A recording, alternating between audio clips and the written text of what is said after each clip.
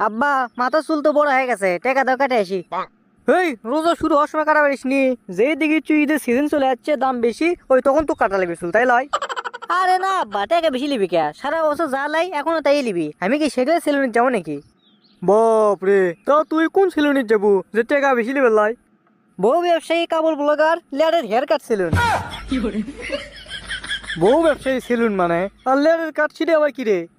আরে ওটা কাটিং এর নাম। তুমি যদি ওটা পছন্দ না করো তাহলে ভাইরাল একটা কাটিং আছে ছাপড়ি, ওটা দিয়ে আসমনি। ছিঁড়ে আবার ক্যাঙ্কা কাটিং রে?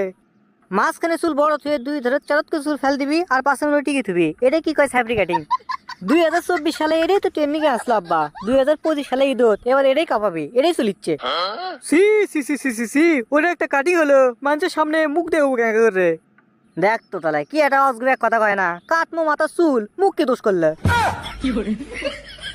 ভালো বোনের তোর ভালো হওয়ার লক্ষণ নাই। এ শোন, তুই 50 টাকা দিচ্ছি, ধেরেনের দোকানত যা, সুন্দর ভাবে মাথা চুল কাটে একবার সমান করে চলে আয়। কুটি ধেরেন দাদার 50 টাকা কাটিং আর কুটি কাপড় ব্লগার লেয়ারের কাটিং, দুটোই কে হলো? তুই তাহলে কবা চাচ্ছ ওই লেয়ারের কাটিং এ দিব? দেবো মানে আমি 3 পায়ের উপর খাড়া, খালি মধ্যের পাওয়া না ছোট, ওই জন্য দাঁড়াবের পার নেই। আর আমরা সরা উল্টো পাল্টা কথা কোস। না বা ওই চামড়ার মুখ ফসকে বাড়া হয়ে গেছে। আচ্ছা যাই হোক, ছাপড়ি কাটিং কয় টাকা? টাকা 400, কিন্তু সিএনজি ভাড়া আছে, সব মিলে 500 টাকা দাও। ই সোরা কয় কি রে, ই শূন্য টাকাত কে রে? এক চুল কাটবো সেটাতে 400 টাকা লাগে? কি গো আব্বা, খালি কি মাথা চুলি? 2 লাখের 2 সিদ্রি ক্লিয়ার, মোজ দাড়ি, আবার 2 বগল ক্লিয়ার, আর তো কোনোই না। হ্যাঁ করো না আব্বা, এই 400 টাকার মধ্যে কাপড় ব্লগাররা এমন সুন্দর ফেসিয়াল করে দেয়, তোমার বেটা দিলদারের মধ্যে দেখা যাবে। আমার মাথা ঘুরতেছে তোর এগুলো পেশা শুনে, আমার মাথা ঘুরতেছে, দুনিয়াদারি খেলে তোর উপর হচ্ছে রে। ও কি কোন আব্বা, আপনি শুনি তো প্যারাসিটামল আনিয়ে তুছি, ইফতারি পর একটা খাবেন আর সেরির পর একটা খাবেন, মাথা ঘোরা ক্লিয়ার। এ তুই কথাগুলো কিন্তু আমার সহ্য হচ্ছে না, তুকলে গুলি করে মামরে। এ আব্বা দেরি করেন, কাপড় ব্লগার লেয়ারের কাছ থেকে কল আসছে, কলটা রিসিভ করি। হ্যালো স্যার, আপনি যে বহু ব্যবসায়ী কাপড় ব্লগার সেলুনের যে আপনি বুকিং দিয়ে গেছিলেন, আজকে সে সময় চলে যাচ্ছে, দুপুর 2টার সময় চলে আসবেন। আচ্ছা ঠিক আছে, আমি যাবো নি সময় মতো। এ কে ফোন দিছে রে? আব্বা আমি তো সেই খুশি, বহু ব্যবসায়ী সেলুনের থেকে আমার কল দিছে, আমাকে যাবো করছে, দুপুর 2টার সময় আমার চুল কাটি দিবি। বাপ রে, চুল কাটার জন্য আবার কলও দেয়? হ আব্বা, আমি যে চুল কাটার জন্য ওদের আগে বুকিং দিতেছি। তুই তাহলে আমার কাছ থেকে আছে বাচ্চুকে, টাকা তো দিয়ে দিছু। এ রে, বুকিং এর কথা কয়ে তো ধরা খাই কেন? এখন উপায় কিছু তো একটা করাই লাগবে, তাছাড়া তো আব্বা টাকা দেবে লাই। আরে আব্বা, ওরে বুকিং করতে টাকা লাগে না বেশি, 15-20 টাকা হলেই হয়, অনলাইনে করে দিয়েছি, বোঝো না?